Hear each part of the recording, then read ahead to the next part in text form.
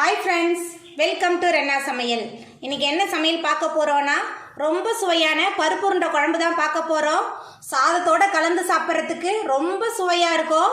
தொட்டுக்கெல்லாம் எதுவுமே தேவையில்லைங்க. இந்த சாதத்தோட பருப்பு உருண்டையை உடைச்சு விட்டு சாப்பிட்றதுக்கு அவ்வளோ சுவையாக இருக்கும். ரொம்ப எளிமையான முறையில் இந்த பருப்பு உருண்டை குழம்பு செஞ்சு முடிச்சிடலாம். அந்த சுவையான பருப்பு உருண்டை குழம்பு எப்படி செய்யறதுன்னு வாங்க பார்த்துடலாம். பருப்பு உருண்டை குழம்பு பண்ணுறதுக்கு முதல்ல பருப்பை ஊற வச்சிடலாம்.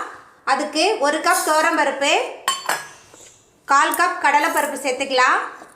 அதுக்கப்புறமா பருப்பு மூழ்கிற அளவுக்கு தண்ணி சேர்த்து 1 மணி நேரத்துக்கு நல்லா ஊற வச்சிடலாம். 1 மணி நேரம் ஊறி வந்தால் போதும். நம்ம ஊற வச்ச துவரம்பருப்பு கடலைப்பருப்பு ரெண்டையும் ஒரு மிக்ஸி ஜாரில் மாற்றியாச்சு. இப்போ இதில் 5 வரமிளகாய் சேர்த்துடலாம். உங்களோட காரத்துக்கு தகுந்த மாதிரி சேர்த்துக்கோங்க. அதுக்கப்புறமா 1 டீஸ்பூன் சோம்பு எல்லாத்தையும் சேர்த்துட்டு நல்லா கொரப்பாக அரைச்சிட்டு வந்துடலாம். பருப்பை மிக்ஸி ஜாரில் மாற்றிட்டு நல்லா அரைச்சிட்டு வந்தாச்சு. இப்போ இதில் பொடியாக நறுக்கின 10 சின்ன வெங்காயமும் கொஞ்சமாக கருவேப்பிலையும் சேர்த்துக்கலாம். அதுக்கப்புறமா இந்த பருப்புக்கு தேவையான அளவுக்கு உப்பு சேர்த்துக்கலாம். அதுக்கப்புறமா 1/2 மூடி தேங்காய், கொஞ்சமாக கொத்தமல்லி தழை எல்லாத்தையும் சேர்த்துட்டு நல்லா கலந்து விட்டுடலாம். நம்ம சேர்த்த வெங்காயம், கொத்தமல்லி, உப்பு எல்லாத்தையும் சேர்த்துட்டு நல்லா பருப்போட கலந்தாச்சு.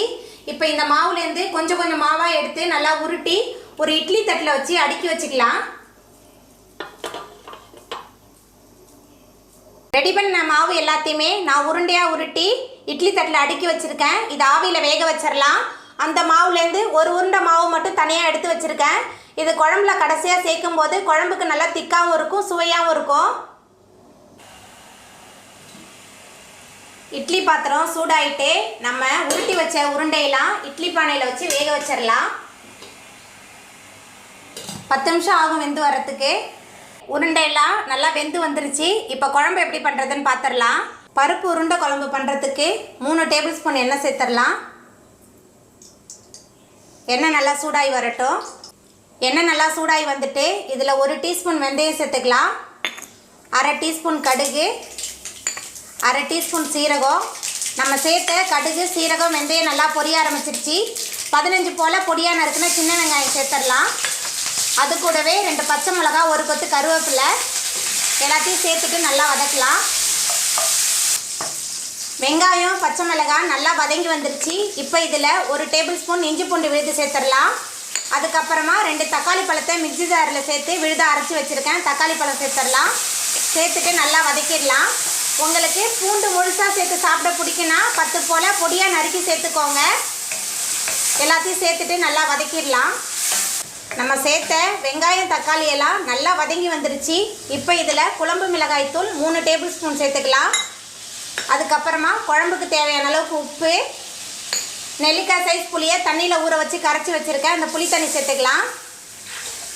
அதுக்கப்புறமா குழம்புக்கு தேவையான அளவுக்கு தண்ணி கொஞ்சமாக சேர்த்துக்கலாம். சேர்த்துட்டு நல்லா கலந்து விட்டுடலாம். சேர்த்துட்டு நல்லா கலந்தாச்சு.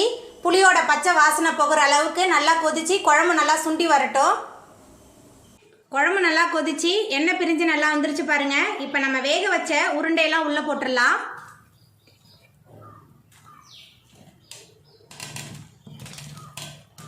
உருண்டையெல்லாம் சேர்த்துட்டு நல்லா வேக வைக்கலாம். பருப்பு உருண்டையெல்லாம் உள்ளே சேர்த்தாச்சு. இப்போ நம்ம ஒரு உருண்டை மட்டும் தனியாக எடுத்து வச்சுருந்தோம்ல, அந்த உருண்டையை உள்ளே சேர்த்துடலாம். அதுக்கப்புறமா 1/2 மூடி தேங்காவை மிக்ஸி ஜாரில் சேர்த்துட்டு அரைச்சி வச்சுருக்கேன். அந்த தேங்காய் விழுதை சேர்த்துடலாம். தேங்காய் விழுதை சேர்த்துட்டு நல்லா கலந்து விட்டு வேக வைக்கலாம். இந்த உருண்டை குழம்புல நல்லா ஊறும்போது ரொம்ப சுவையாக இருக்கும். எல்லாமே நல்லா கலந்து கொதித்து வரட்டும். எல்லாமே சேர்ந்து நல்லா கொதிச்சு வெந்து வந்துருச்சு. எண்ணெயும் பிரிஞ்சு மேலே வந்துட்டு நம்மளோட சூப்பரான பருப்பு உருண்டை குழம்பு ரொம்ப சூப்பராக ரெடி ஆகிட்டு இப்போ நம்ம அடுப்பு ஆஃப் பண்ணிடலாம். அவ்வளோதாங்க, நம்மளோட சுவையான பருப்பு உருண்டை குழம்பு ரொம்ப சூப்பராக ரெடி ஆகிட்டு ஒரு உருண்டை கூட உடையில பாருங்கள். ரொம்ப சுவையாக இருக்கும் இந்த பருப்பு உருண்டை குழம்பு.